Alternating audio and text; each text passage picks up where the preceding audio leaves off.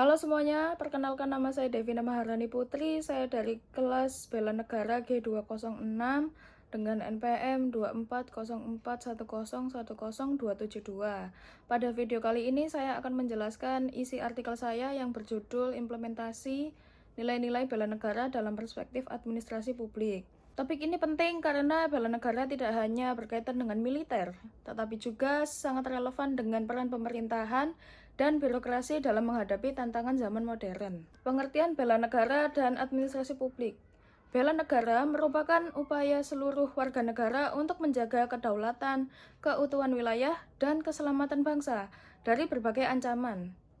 Nilai-nilai utama bela negara meliputi: yang pertama ada cinta tanah air, yang kedua kedisiplinan, yang ketiga tanggung jawab, serta kesiagapan menghadapi ancaman.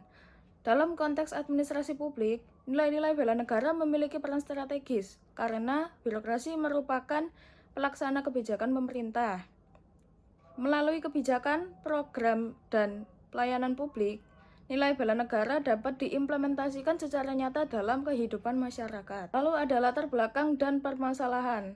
Saat ini, Indonesia menghadapi berbagai ancaman non-tradisional seperti serangan siber, terorisme, bencana, hingga ketidakstabilan ekonomi.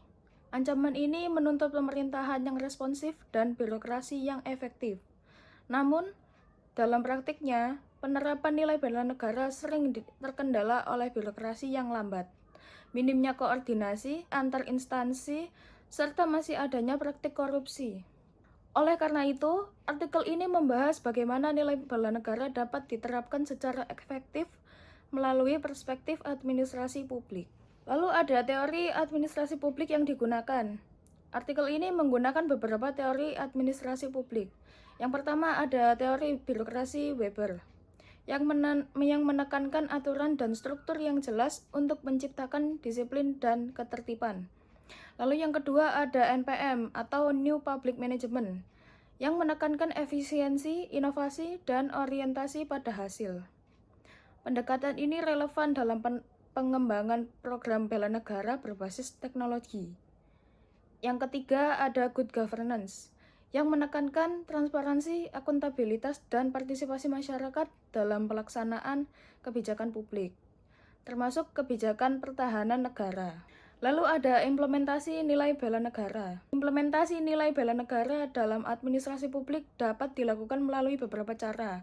Salah satunya adalah pendidikan dan pelatihan aparatur negara, dengan memasukkan materi bela negara ke dalam pelatihan pegawai negeri sipil atau PNS.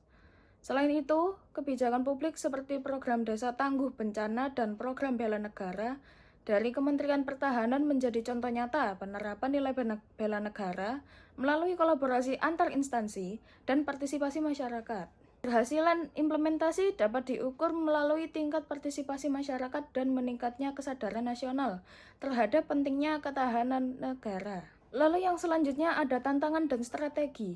Tantangan utama dalam implementasi nilai bela negara antara lain birokrasi yang tidak efisien, rendahnya koordinasi antar lembaga, serta pengaruh globalisasi dan digitalisasi.